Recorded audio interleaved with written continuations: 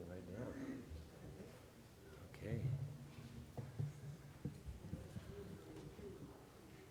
Well, the time hasn't changed, the time zones or whatever. It is 11 o'clock, and we just want to say welcome. Welcome to what, you know what it is. It's 2022. I don't know if that means anything to anyone, but it does in many ways. So welcome and good morning. For you probably guessed by now, our musicians have some difficulty being here, so they won't be here this morning. But we're going to do some a cappella singing. Yeah, that type of thing. Yeah. But first off, I want to just check and see if there's anybody visiting us for the very first time. No? Okay. We're all friends and neighbors and spiritual family. We got some announcements we want to cover that are important. Let me see if I can get to them all here. Oh, we always say thank you for wearing your mask today. Up here you see we don't have our mask on, but we feel we're probably okay at this distance. But thank you for going along with our safety. Please remember to wear your mask when you go down for your gatherings downstairs, you know. Sip and dip, it's called. Down and bite, or then back up. To sit and talk at each other's faces is probably not the safest thing to do without a mask. So there you go. There's a new date for the Vision Board. The session is going to be on Sunday, February the 16th, from 1 to 4 p.m. Up. That's right, it is January. What did I say? So there you go. It's on February 16th from 1 to 4 p.m.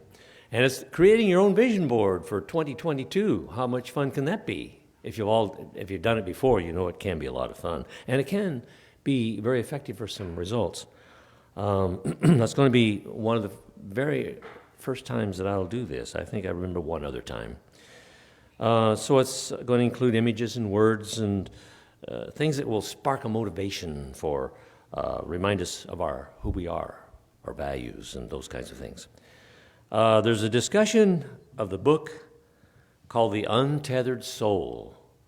Oh, that's such a good book. We've quoted from that in some of our messages of the morning. It's by Michael Singer, and we're going to start on Wednesday, January the 19th, right here in the library. You're welcome to come to the library. The discussion outlines will be available on January the 9th, coming up there. What have you got there? Oh. The Untethered Soul, the book. Yeah, it's not very big, as you can see. Donna kind of brought that to our attention. She will probably be teaching it. I don't know. What do you think, Donna? Yeah. Well, we'll have some fun doing that anyhow, and it's going to be again on January the 19th. That's Wednesday in the library here. Okay. Did you all write that down? Okay. There's a copy in the library, yeah. In the evening, 6:30 in the evening. Yeah, 6:30. I got the official word from Reverend Maur behind me here. He's the coach, you see. Okay. So, change your thinking, change your life, a brand new accredited course. And those words are powerful, are they not? Change your thinking, change your life. We're going to start a new 5-week class on Tuesday, January the 25th. It's designed to uncover beliefs and thoughts and behaviors around all kinds of things. Relationships with money, it's a good one, and health, vital, and behaviors around all that, which uses these powerful tools and a narrative, to develop a narrative to discover how to improve in all of those areas where it's necessary for us to grow in all those areas that are already good even. You bet your life. Okay, so that's the announcements, and that means that we're going to do a congregational song, and we're going to do it in an unusual way, and we're going to have some help doing it. Who's going to help us lead that? Is that somebody that's going to do that? I think we've talked to Carmon and Kathy and Donna. There's Donna, and here's Ruth and Reverend Maur and myself, and Cheryl's over here. Yeah, we're going to have fun. What a wonderful world, right? Yes. Well,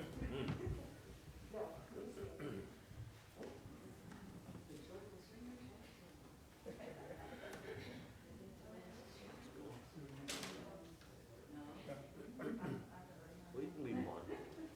That's cool. You're close. Leave them on. You're close. Yeah. I'm gonna leave them on.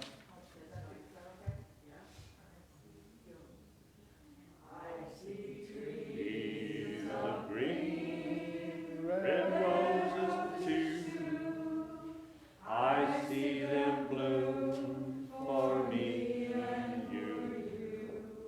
And I think to myself, what a wonderful world. I see skies of blue and clouds of white, the bright, blessed day, the dark, sacred night.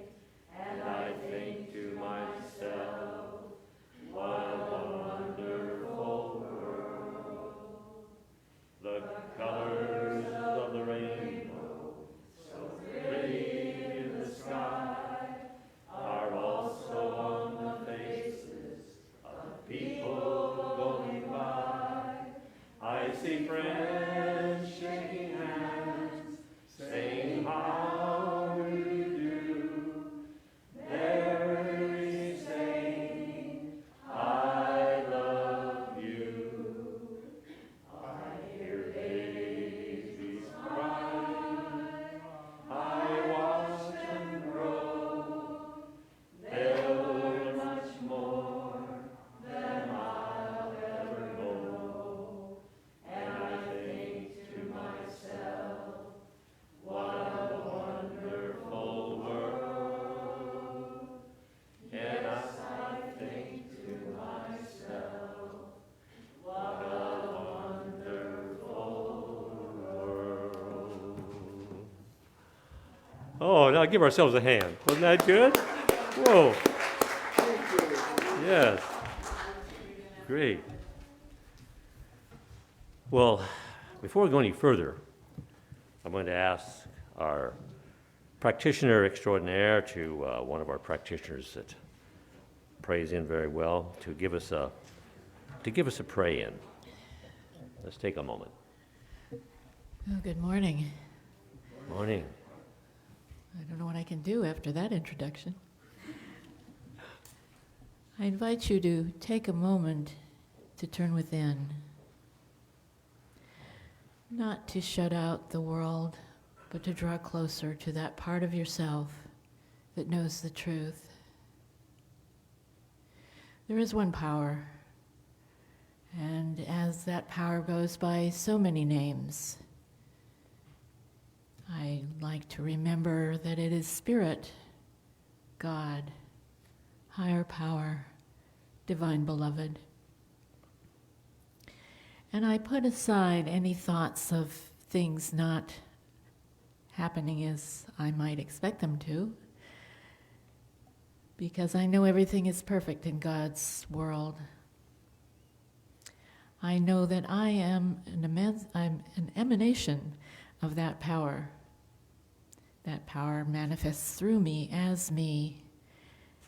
And as I know this to be true of myself, I know it to be true of each of you here today, and those who are chosen another path for their morning, wherever they may be.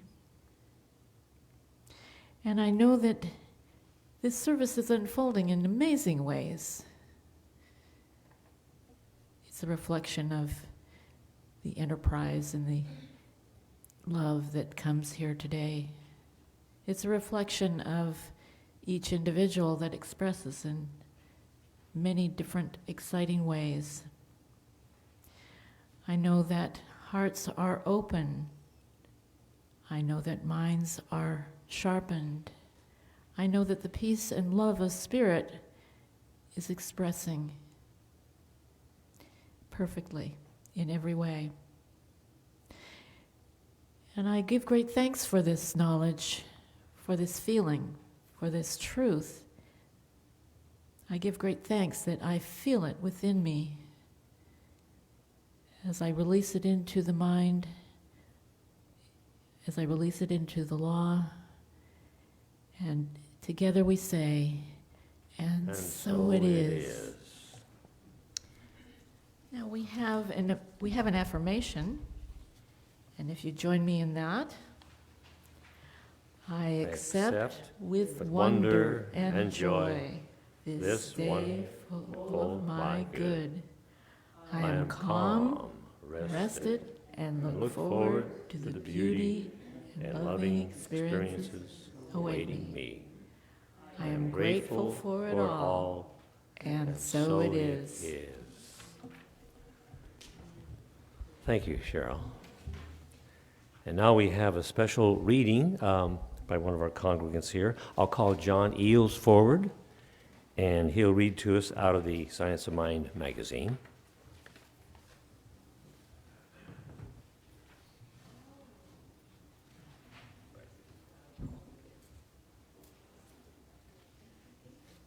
And this is Fajita. It's the company.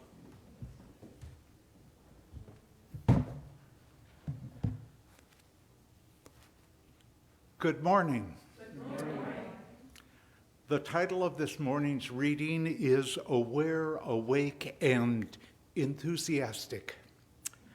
The American Buddhist Jack Kornfield wrote, "Those who are awake live in a state of constant amazement." And Ernest Holm put it in these words, "There is a divine spark at the center of your being, but you need to recognize this, believe it, and act upon your belief." Have you ever found yourself arriving home but don't remember driving there? Some days we can be so lost in thought that we drive on autopilot, failing to notice the world around us. When we practice mindfulness or awareness, we are paying attention. How am I feeling in my body? Where do I notice tension? What emotions am I feeling? Once I am aware, I notice the tension. I notice the tightness in my body.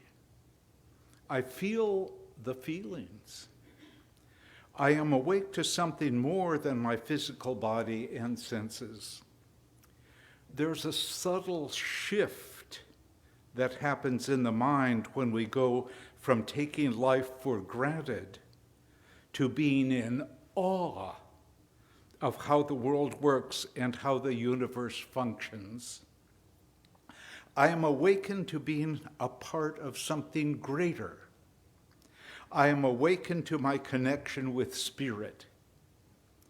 When we manage to stay in that awakened state, the world seems magical.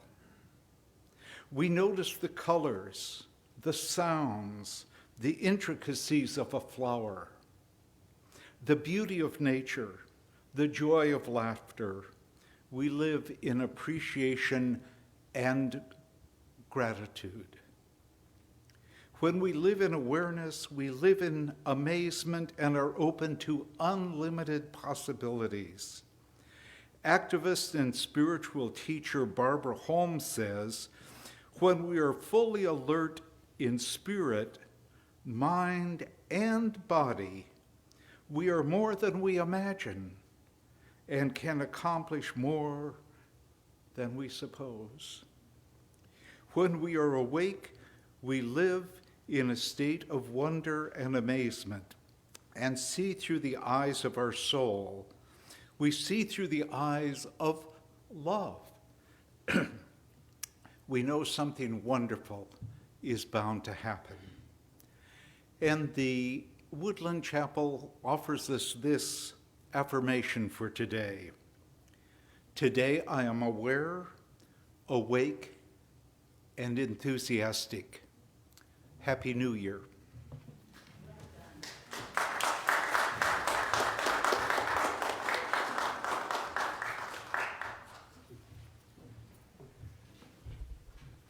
Thank you, John. I just love our readers.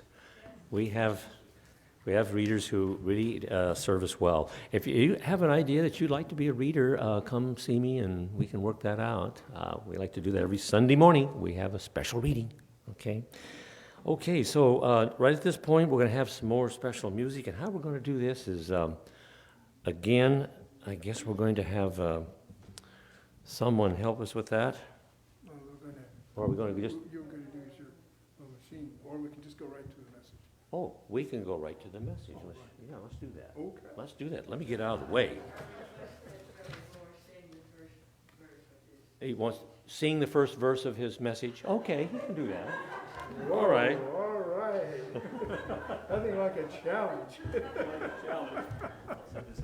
Oh, goodness sakes. Well, if I were a rapper or something, I could probably do that. I don't know. Ooh, thank you, Ruth. What an idea. What an idea. Happy New Year. Happy New Year. What a great group of people to be celebrating this New Year with. Thank you for being here. We embark on a journey. We embark on a journey of a lifetime. And it starts right now. Let's just dedicate ourselves right here and right now to joy and exuberance. And let's use today's message to set our intention to be the very best we can yet to be. With Spirit's help, all things are possible. I'm going to offer you 4 new affirmations this morning, and I'm going to ask you to say them after me, okay? If you're willing. If not, you can just be quiet and appreciate the sounds from other people's voices. The first is joy. I am joyful. I am joyful. Exuberance. I am exuberant. Happiness. I'm happy. Wonder. I am wonderful. Yes, yes, yes. Our theme for this month and our theme for this morning, and I think for the whole year, is living everyday wonder. That's why we started that way, right? You see, on Wednesday evening, Reverend Don spoke to us about the light of a new dawn. And that was in place of our Sunday service. It got canceled due to weather last week. On Friday, we closed out 2021 and embarked on a new dawn in 2022. Let's make it truly a wonderful year. So, today we're talking about everyday wonder. Everyday wonder. Let's just take a quick look at Merriam-Webster Dictionary and what it says about wonder. Wonder, something or someone that is very surprising, beautiful, amazing. The example Merriam-Webster gives is the Grand Canyon is one of the natural wonders of the world. I totally agree. I was there in September with Bill and Tara, and it was truly amazing. Have any of you been to the Grand Canyon? I know. Yeah, isn't it just magnificent? Oh, yes. Now, wonder just may refer simply to that feeling that we felt as we were seeing something wonderful, feeling caused by something that is surprising or beautiful or amazing. And I know that Bill and Tara and I could attest to that, and I think many of you too, right? You've seen some beautiful things. Now, wonder can be used as a verb, right? It can be used as a verb, and according to the same dictionary, it means to be curious. Curious, yeah, to be curious. And awe. Awe is a very interesting word. It's very close to wonder. Awe combines kind of a sense of veneration and wonder, and can be inspired by the sacred or the sublime. As a verb, it means to be filled with awe. As an example, we were awed by the beauty of the mountains. I feel that all forms of life speak to wonder. From the simplest life form to the most complex, from the realm of substance and matter to heights of spiritual awareness.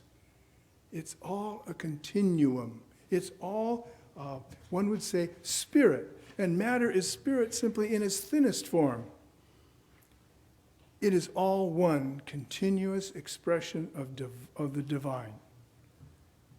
Ernest Holmes, the founder of our movement, says in his Science of Mind on pages 102 and 103 that all live and have their being, and I quote, not by virtue of an isolated life, but by reason of a universal unity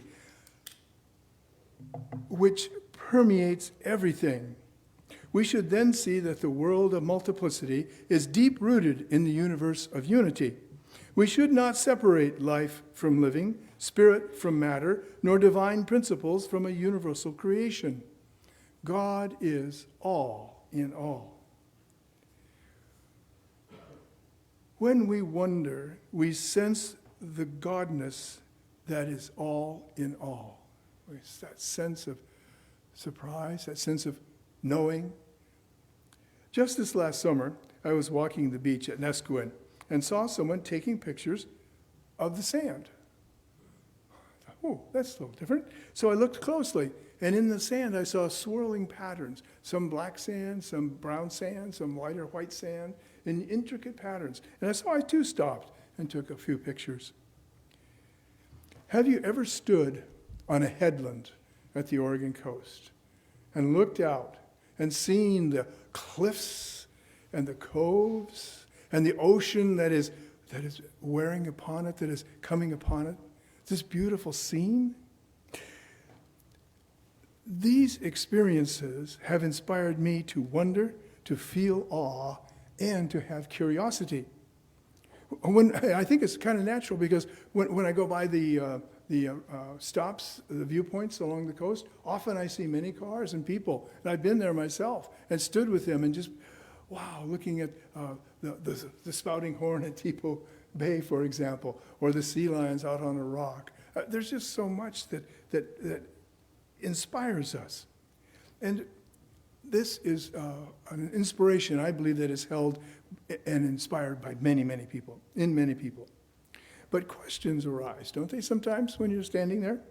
What brought these cliffs to such heights? How do they withstand the ocean? How long have they been like this? Always? Well, Ralph Waldo Emerson writes, "Men love to wonder, and that is the seed of all science." Perhaps you agree that wonder, awe, and curiosity are the springboards for geology and oceanography, and indeed perhaps all the sciences. It stems from that sense of wonder, that sense of, what is this all about? That curiosity.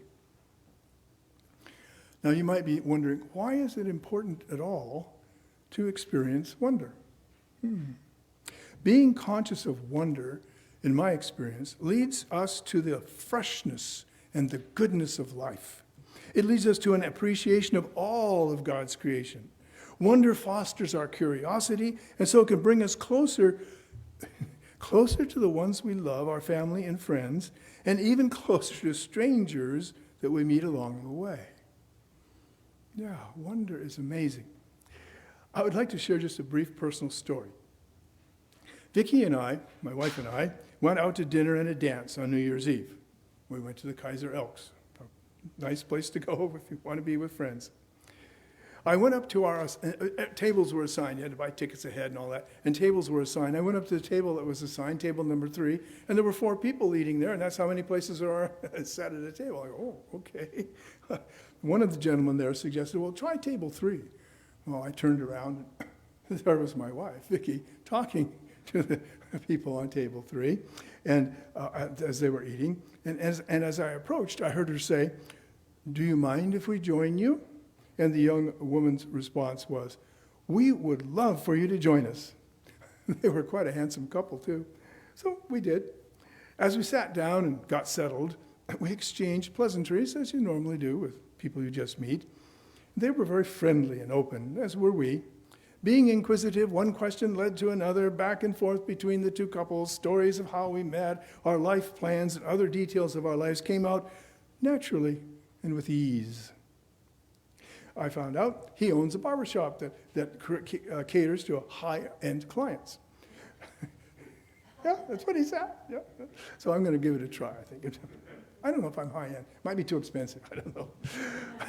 She is a loan officer with a regional bank. She manages loans in 2 states and works from home. Her largest loan, single loan, is $300 million. I go, okay. As the evening progressed, we learned they have been dating and are discussing marriage. One of our favorite topics. He already has a 13-year-old son, and they both want a child together. in less than 2 hours, maybe in closer to an hour, it felt as if we had become friends. Our curiosity, our exchange of information led us to closeness. Curiosity allows us to explore the ordinary. In this case, it was a chance encounter with people we had never met. Curiosity led us to appreciate the unique lives each of us lead.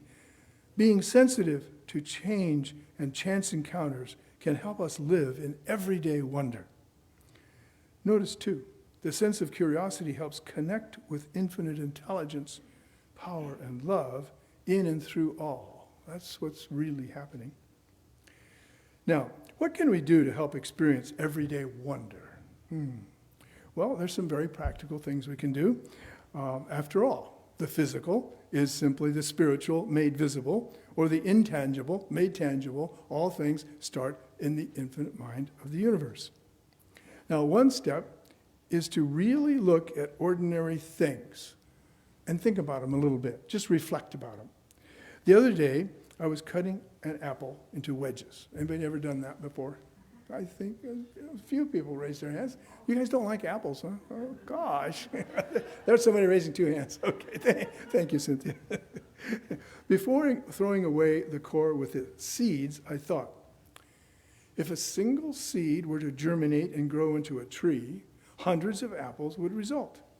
One seed, one tree, many seeds, more trees, and on it goes until you have an orchard. In these little tiny seeds lie nearly infinite possibilities for more apples. Whole orchards can come from one seed. The power of life. It is so easy to overlook the little things in life, but they do have some meaning. Now, I have a second way for us this morning to look into and perhaps experience this everyday wonder. It's a little experiment we can do right here. It's very simple and I believe totally painless. I'm going to ask you to look at your hand or your hands. Just look at them. Gaze gently at them as I speak about hands for as long as it's comfortable to do so. Just look at your hands and then look up when you're ready. Now let's reflect. Let's reflect on the many activities we can do using our hands. We use our hands to hold our children. We use them to cook and feed one another. A handshake can help create a sense of acceptance and unity. Your hand can craft things, say knit a hat perhaps, or a scarf, or carve a piece of wood, or touch computer keys. Now, touching computer keys can give words to your thoughts, can communicate your heartfelt feelings to another. Using your hands in that way can allow one heart to speak to another. Hands help us drive our autos, comb our hair, and wash ourselves. They enable us to grow gardens and transport ourselves and others. You can use your hands to play a musical instrument, right? Maybe a drum or a guitar or a piano. That talent can lead others to feel deeply, sing, and even dance. With a simple act of closing your hand around something, you can hold it near to your heart. This thought came to mind. How many presents have your hands wrapped over your lifetime? I bet it's quite a few, particularly if you have children, or perhaps if you volunteer for an organization like Safe Families for Children or Easter Seals. Remember our pajama drives? Remember our toys? Yeah. Yes, truly, I know. Hands can be misused, as can any good power that we have. That's why we teach hands are not for hitting. They're for helping, for playing, and for sharing, right? And in these days, I suppose we have to say hands are for washing, right?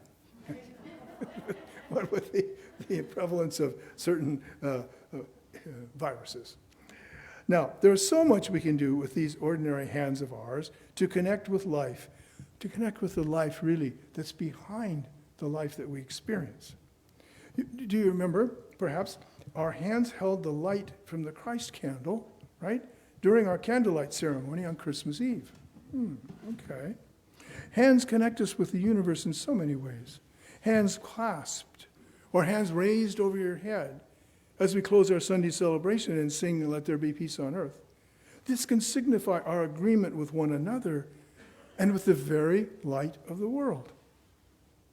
If you have not already done so, you can stop looking at your hands now. Okay.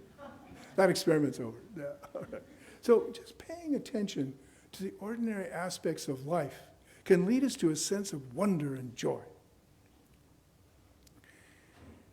Changing our approach here this morning, let's look at how deep meaning is hidden in ordinary actions, okay? My wife read a story to me just before we fell asleep on New Year's Eve. It resonates with living everyday wonder. Judy wrote a piece in this article for the March issue of Guideposts, and it appears in the Life in Focus section on page 55. Joe and Judy have been married for 35 years. They are now in their 80s. You should know that Joe was a professional photographer and Judy was a manager at Southwestern Bell. I invite you to listen in a little bit to their history and see how the deep love they have for one another arose really from everyday things. Going back some years. After dinner on their first date, Joe said, and this whole story is from Judy's perspective. Joe said, "Let's go for a walk." They drove to the park. Joe reached for the camera on the seat and beside him and slung the strap around his neck. "You never know what you might see," he said. The sun had dipped low in the sky. "Well, look there," Joe said. He bent down to a shrub. I couldn't imagine what he was so excited about. Then he pointed. "See how the sun is shining on this spider's web? Isn't it beautiful?" Have you ever shared that? Spider's web? Seen it in the sunlight? I looked more closely, Judy said. The web was intricate, each strand aglow in the fading light. Incredible. I would never have noticed it on my own. Click, click, click. The camera's shutter whirred away. We weren't even holding hands, she says. Yet the feeling that passed between us was romantic and intimate, as if we'd stumbled upon a treasure only he and I knew about. I was excited when Joe asked me out again. Almost every date was some outdoor adventure. One Saturday, Joe cooked a breakfast of bacon and eggs in a cast iron skillet in Red Rock Canyon Park. Then we hiked in. We stopped for a break near a grove of trees, and Joe went up to one of the oak trees in the grove. He took out his pocket knife and carved a heart with J&J in the center. I knew then Joe would keep life interesting, that's for sure. We married 1 year later. From such ordinary things, love can bloom. Now, there's more to this story, and I think we have the time for it this morning. So, would you like to hear it, the rest of the story? Okay, I see some heads nodding. Nobody's going like this. So we're okay, I think. Okay, let's jump 35 years ahead. Okay, Joe has had a stroke, and he uses a walker now. Judy and Joe's life has become kind of caught in a routine that offers little by way of novelty or newness. And again, picking up the narrative from Judy's perspective, one day I hesitantly asked Joe, as if I were reassuring myself with a question, what if we drove to Red Rock Canyon? The trees are changing. With a telephoto lens, you could just get great shots from the car. Joe's eyes brightened. That would be great, he said. 1 hour later, I pulled into the parking area, the one Joe remembered for its scenic overlook. I remembered how life with Joe had always been an adventure. Maybe that spark, that shared discovery of beauty in each day, wasn't gone after all. After 2 hours of camera whirring, we were just starting out when Joe said, "Stop the car." A wide concrete walkway snaked into the trees, and a metal sign for accessibility said, "Old Timers Spring Trail." That's new, Joe said. And was that a twinkle I saw in his eyes? I'll take a picture of you by it, I said. So I got his walker out of the car, and Joe gamely posed for me. I went to help him back to the car, but Joe turned toward the trail. Want to see where it goes? Oh, I was worried he might not have the strength to walk back. I don't think so, honey. Come on, Joe said. Don't you want to have an adventure? The words hung in the air. Hadn't I been asking God to help me see more to our relationship than caring for Joe? How could I let this moment slip by? Let's do it, I said.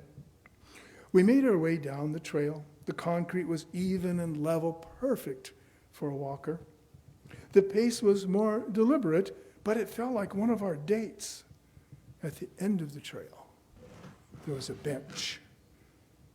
For a few minutes, we sat quietly, listening to the birds singing, the breeze sighing, and being happy.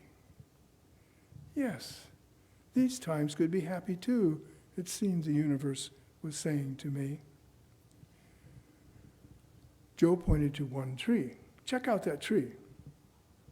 What about it? Go look on the other side, he said. I went over to the tree, wondering what was he up to? There, Judy. No, go around. What was I supposed to see? I froze. There was the heart with a J&J inside. I can't believe it's still here, I said. It is as beautiful as when you carved it. This symbol of our love had stood the test of time, just as we had, weathering changes with God's help. I walked back to the bench and sat beside Joe. I took his hand, then said, actually, it's even more beautiful.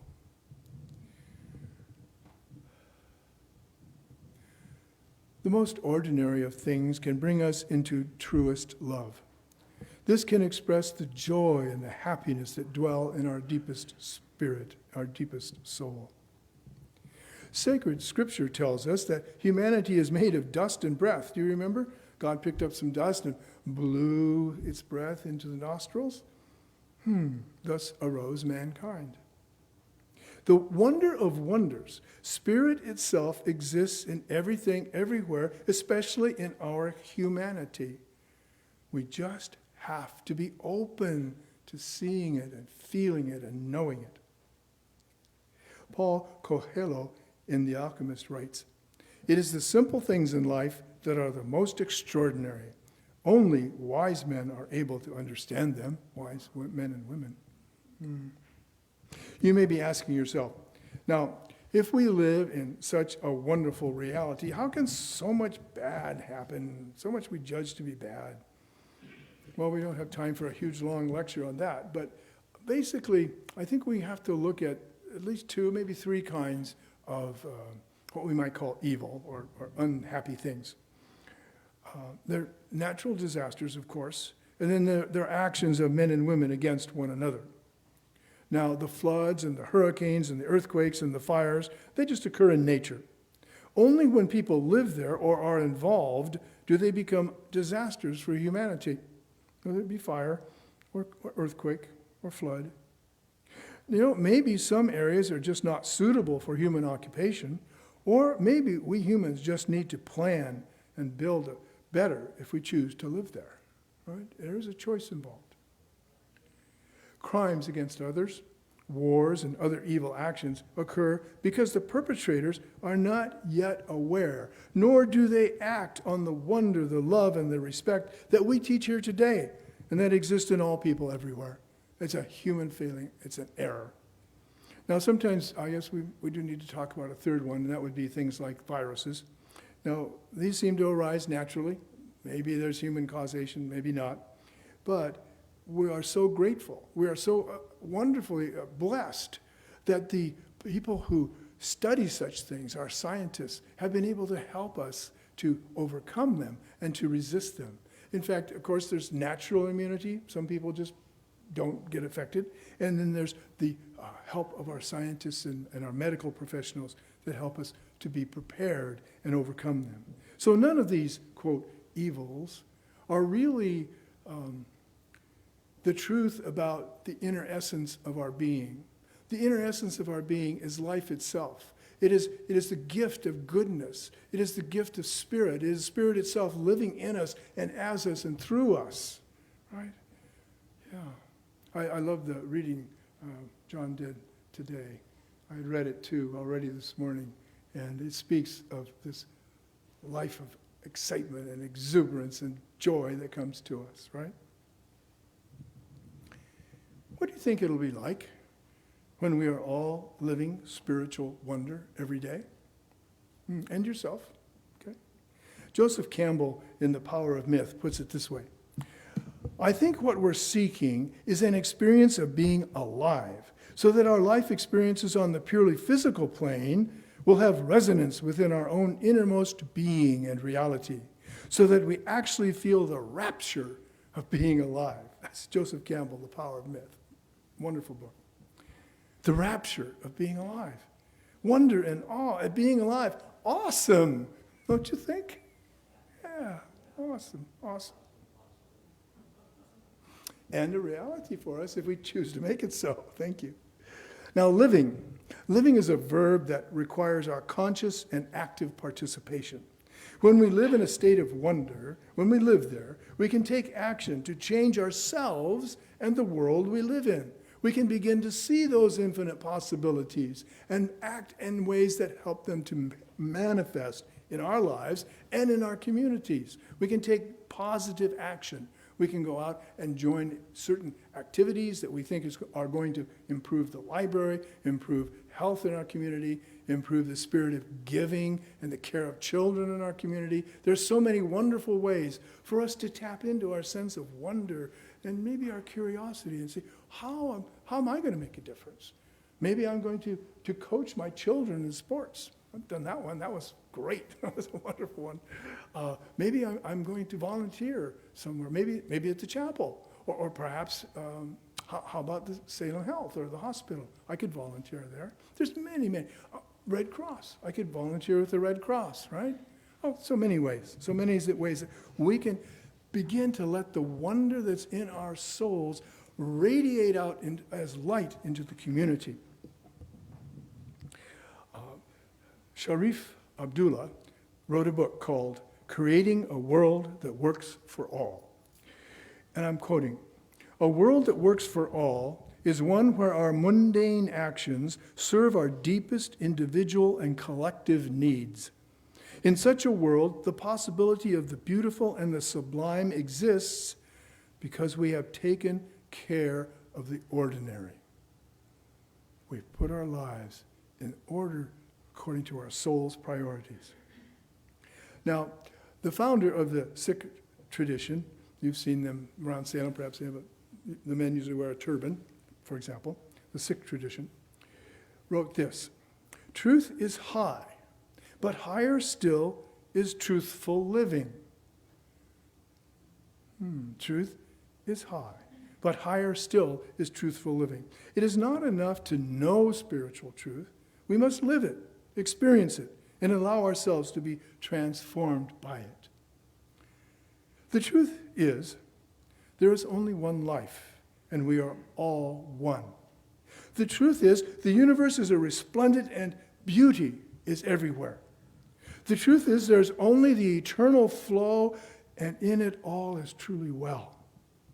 The truth is, divine wisdom is ever present and available, and we are divinely guided and governed. The truth is that we prove it when we live it. We know we live the truth of everyday wonder when we dance in life's joy, when we sing of happiness, when we accept responsibility for our own lives, when we serve one another, when we hold loved ones close, when we freely share our love. Do, live, love, be, for truly you are a wonder, an awesome person, and a joyful energy. Please say with me, joy, I am joyful. I am joyful. Exuberance, I am exuberant. Happiness, I am happy. Wonder, I am wonderful. That is the truth, and so it is. Namaste. That concludes today's message. Thank you. Okay. All right.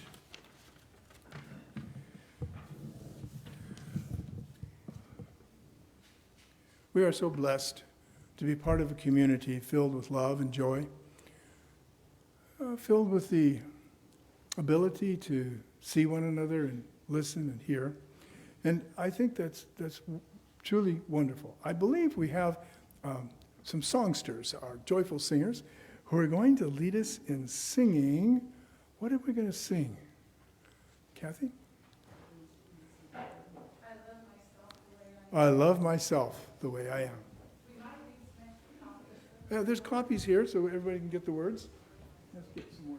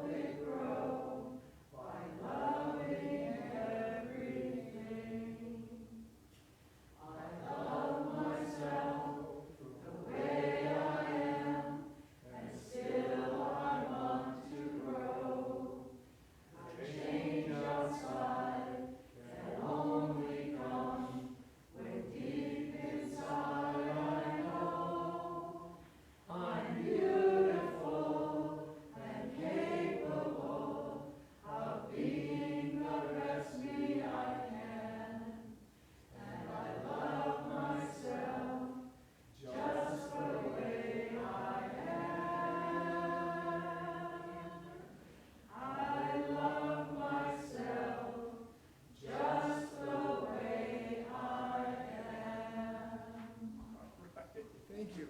Let's give the ladies a hand. Thank you, thank you. Our joyful singers are back with us. Super, super. Oh, such a gift. Such a gift we give each other by sharing our life, by sharing all that we do, by sharing certainly our finances and money, and sharing just the gift of being here. So at this point, let's turn to our offering and read the affirmation together. Everybody find it in the program? Divine love as me blesses and multiplies all that I am, all that I have, and all that I circulate, and so it is.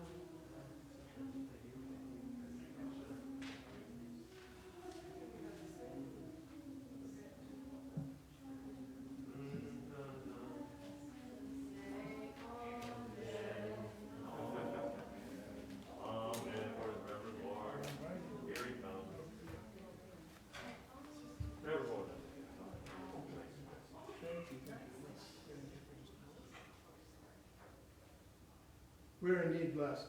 We're indeed part of the flow of life itself. We are part of that wonder, part of that awe, part of that givingness of life and intelligence that just resonates through the curiosity of our minds and the joy in our hearts. So we give thanks. We give thanks this morning for every person here, for every gift, and for life itself. We are truly, truly blessed. And we extend our blessing to every community we are involved in, especially to our families, to our friends, to this Woodland Chapel, to the city of Salem, to the county, the state, and the world itself. We're just grateful to be able to stand here and be who we are as we wish to be. Let us join together and say, and so it is. Thank you.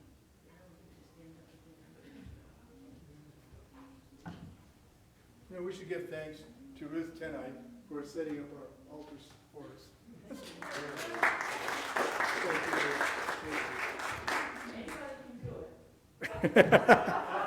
I hope you're not resigning. You do such a beautiful job. Okay. Let's turn to our prayer of protection and read that together. Yes, let's stand for this, okay? And we're going to sing the peace song too. Carmen, can you be prepared to lead us in that one give us a tone when we get there? Okay. The light of God surrounds us. The love of God enfolds us. The power of God protects us. The presence of God watches over us. Wherever we are, God is, and all is well.